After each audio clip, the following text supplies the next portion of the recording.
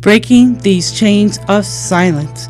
My name is Christine Rodrigues. I hosted this documentary to showcase programs that started in Connecticut that helped end, show awareness, and change the lives of living with domestic violence. I've been moving forward after experiencing domestic violence in my life. I did this by talking to positive people, going to programs, and sharing with others who experienced the same. My self-esteem and confidence has increased since leaving. I've found hidden talents, art, singing, acting, running in the Manchester Road Race, producing, host 2 shows at NutMeg TV in Farmington, Beyond Violence, Kids Corner. The best part was seeing the smiles on my son's face, dad, and friends that watched me graduate from 2 colleges, Tungsten and Springfield. My wish is all who watch will benefit in some way.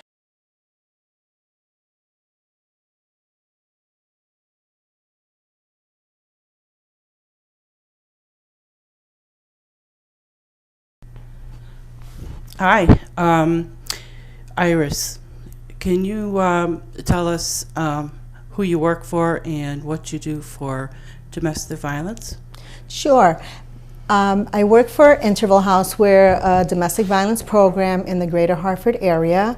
I oversee the hotline shelter programs as well as the facility. My title is assistant director. It's basically doing whatever has to get done. How long did you say you've been here? I've been working in the at Interval House for it'll be 30 years in May of 2015. I started working on the hotline, then I did some advocacy work for about 8 years, and I've been overseeing the shelter and hotline now for 20 years. It's a long time when I say it. It is a long time, and you're still here and surviving all that too. Yes, I am still. We're helping victims of domestic violence, battered women and their children to be safe. Do you know how many has gone through here and what the stats may be? I don't have the stats with me at the end, but we have helped thousands of women, and I do have the statistics. I just don't know them by heart. Yeah, that's okay. So how did you get started? Do you have your own personal story of why you started at Interval House and stayed for so long? Well, actually, yes, it was. I didn't come to work in this field because I was a former battered woman, because I didn't even know what a battered woman was. I was basically looking for a job, and I always feel like, I was connected to this job for a reason. I am a survivor of domestic violence, and I feel that my role here is to help other battered women and other victims of domestic violence to stay safe. I commend you a lot, because that isn't easy as well to watch it, and I'm sure they must come back, too, because it's not always the first time. Is that true? Well, we do have women, studies say that it takes a woman an average to 7 to 8 times to leave before they make that final break. And we do see women that do return to the shelter. At times they may not return to the shelter, but they may call the hotline for help, because they do use us as a resource even when they're no longer in the shelter program.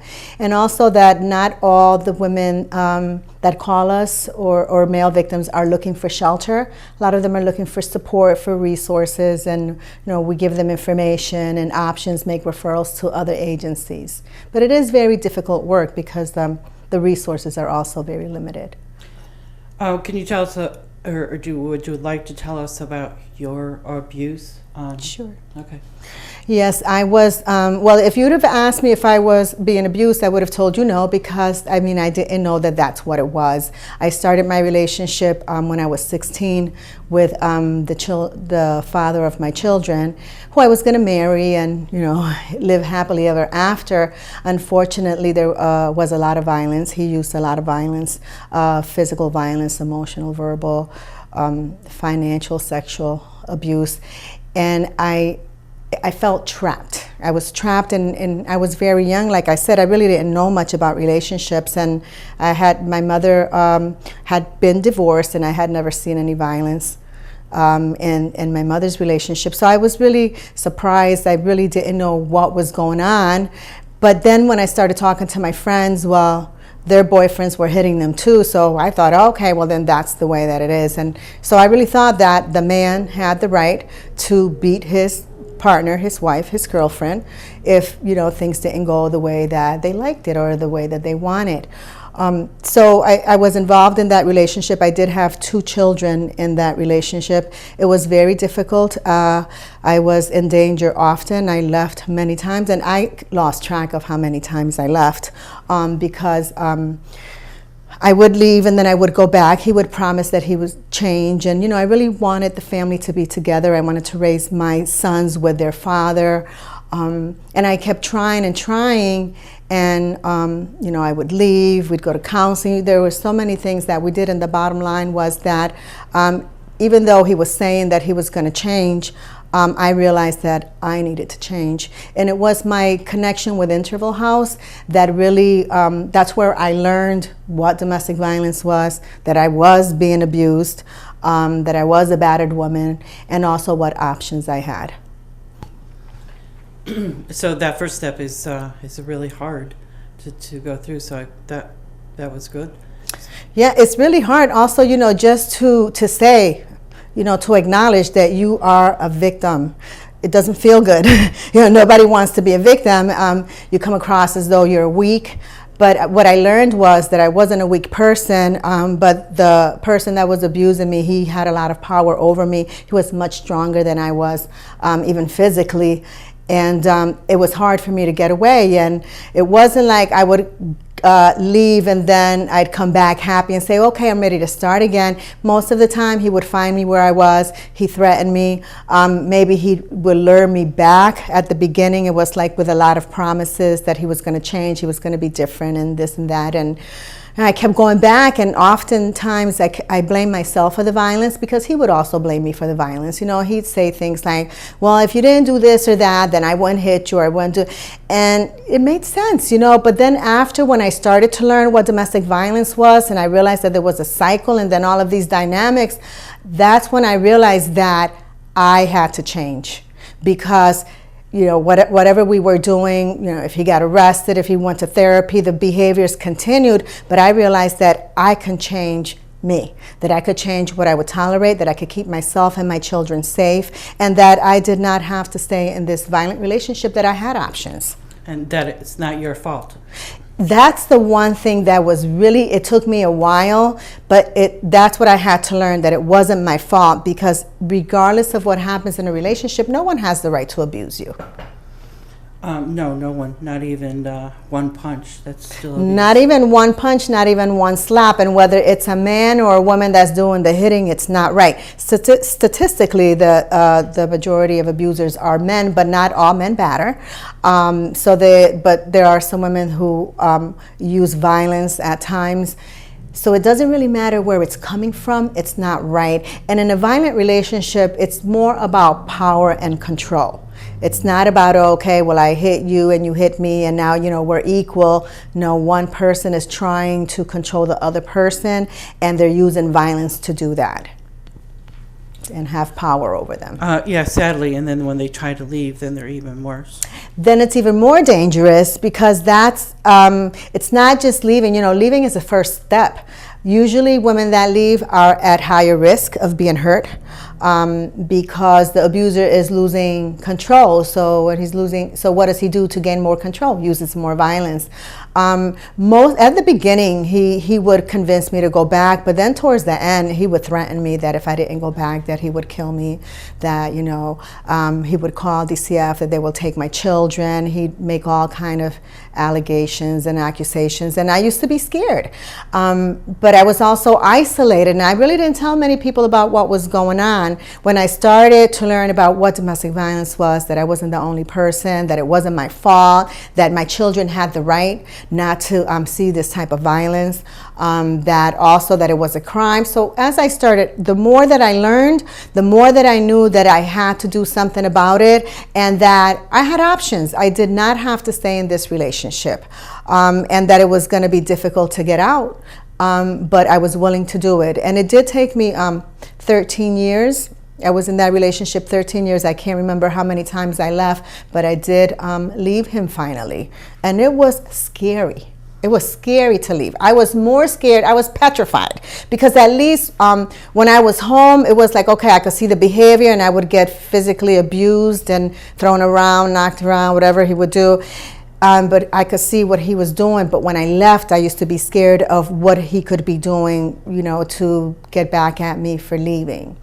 Yeah, was he lurking inside your window? I ended up going to an undisclosed location in a different town, and though he couldn't lurk outside the window because there were the people that I stayed with were friends with law enforcement, and there was a protective order in effect at the time as well. He did find out where I was. He found out where I was, and actually he called DCF, the Department of Children and Families, and made allegations and said that, I had the kids living in a basement. Well, yes, we lived in a basement in the suburbs, a very nice wall-to-wall carpet basement with a nice TV. We had everything we needed, and we also had the use of the house. So, it wasn't like I had to stay in the basement with my children. This family, a friend of mine who took us in, really helped us to really get through it, and it was very supportive. So I am glad that I was able to get away and that I'm alive today to talk about it, because oftentimes he threatened me that he would kill me if I left. And his threat was, and it doesn't matter, you could dig a little hole in the ground, I'm still going to find you. And he had weapons, and when he didn't have them, he had access to them. And he was very violent. And I was very afraid, and I was also afraid for the children. Not that he would hurt the children, but that the children would see me being hurt. And then I don't know what he was capable of doing. I never felt that the children were in danger, but certainly he wasn't the best parent, as he was beating me in the next room, and my children could hear that. So we had to do a lot of work on ourselves, the groups and therapy, that certainly helped. Yeah, the children too. I mean, just hearing that and seeing that, that's hard on them as well. And I'm sure it's hard to get out on your own financially too. It was hard. And also one of the things, one of the reasons why I stayed in that relationship was because I desperately needed for my family to be united, for my children to be with their father. I wanted to raise them. Family was very important to me, and it still is. But I learned that I was hurting the children, because my children also were exposed to this behavior, and so they could choose to use violence because that's what they were learning. Violence is a learned behavior. And the more that I learned about how that affected the children, the more that I knew that I needed to get away. And luckily, yes, I had a job, so I was able to, I was poor for a long time, but that was okay. But I was able to at least pay rent on my own and to support the kids, because of course I wasn't getting much child support. Yeah, and at least you were together. Yeah. Yes, and I was alive and I wasn't crippled. Yes. Because, there were times where he would knock me out, and, I never knew if I would recover from that. And also I remember a time where he beat me so badly that I was unconscious, and instead of him bringing me to the hospital, he took me to his mother's house where they nursed me back to health, I guess. But what I could remember was just coming in and out of it and vomiting and just feeling so sick and looking around and seeing it. I knew I wasn't in my house or in my apartment that we had at the time. And it took about like 3 days, but then after, I did go back to him, because I can't remember whatever it was, but I just sometimes I felt like, oh, I did that wrong, and so he hit me. But when it was that bad that I was getting knocked out, again, being threatened with guns, putting a gun on the table and saying, you're gonna do this, it was just scary. And so I was so scared of him that was so scared to leave. Oh, I can understand with all the weapons and the hitting, and that is very hard to leave. And they also, I know with mine, that they become very nice towards you, like they're going to make it up and I'm so sorry. Yes, and then I felt so bad. I felt so bad for him, because he would cry, and to see him cry, I thought he was weak. Really, those were manipulative tears, but I didn't know that then. And I mean, really, I loved him so much. And I was willing to give him all the chances for him to change. But after 13 years of doing that and going back and forth, and one day after therapy, we were talking about a hot topic, and the therapist said, we're going to stop this now. We'll get back to it the following week. Well, when we got outside, the moment we got outside, he wanted to continue talking about the topic. And I can't remember what the topic was now, but I remember saying to him, well, the therapist said that we would discuss it next week when we come in. And he said, I don't give a about what the therapist said, and he was on me. So that's when I realized, what, he's really not in this because he really wants to change and wants to work on this. I feel like I'm being manipulated. And I was scared too. I was still scared of him. Understandably, yeah. Yeah, and so sometimes I had to do things. I gave in because I was so scared. Yes. So it was easier for me to do whatever it was that he wanted than for me to resist. Yes, that was part of my safety plan also towards the end. So when you were on your own, did it take a while before he got the message to stay away from you and the children? Well, he was on probation. He was placed on probation. He had been arrested. There was a protective order, and he was placed on probation. It wasn't, certainly he tried.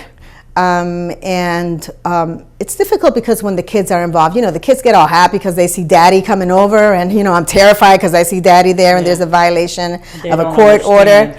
Their dad. Right. And unconditional love. And so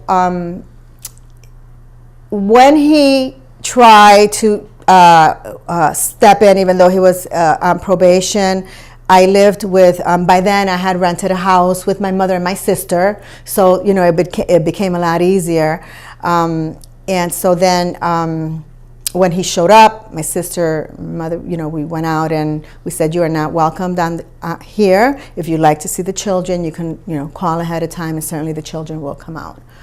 And after that, he figured, they must be serious. I'm not sure, if he watched, if I was stalked. I always look back. I always had my safety plan. But the day that he finished probation, the exact day, actually, no, it was at 10 p.m. at night. He came to the door. By then, I had moved. My sister had her own place. We had moved, and I was living with my children alone. And he arrived at 10 p.m. to see the children. Oh. And that was very scary for me because, I know what he's capable of doing. Yeah. So I just, nicely asked him if he would pick up the children outside, not to come to the door. That really at this time, the children usually were, preparing for bed. And so he was not happy, and basically told the children, I'm not welcomed in this house, and your mother, this and that. And try to turn your children against you. And my children, we were in therapy still.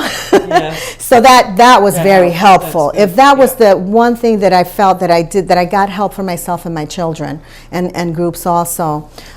So then after that, he wasn't on probation anymore, but there was a distance between us. And then the fact that I was always consistent. I gave the same message. It wasn't like one day, yeah, you can come in and be my friend, and then the next day, no, I don't feel safe. And I had to have a conversation with my children after to let them know the reason why he couldn't just come into the house, especially at 10 p.m., right. Because I still did not feel safe. Yeah, come back another time. Yes.